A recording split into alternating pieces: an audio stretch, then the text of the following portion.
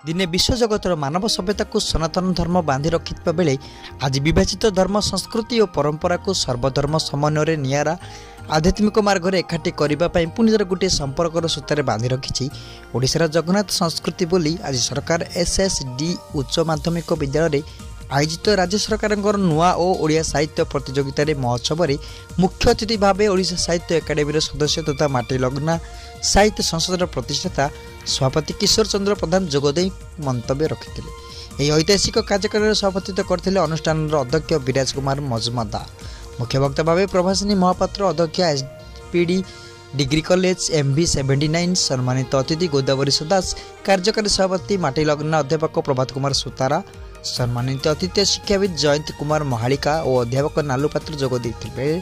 अध्यापक आलोक कुमार नंद स्वागत भाषण प्रदान करते।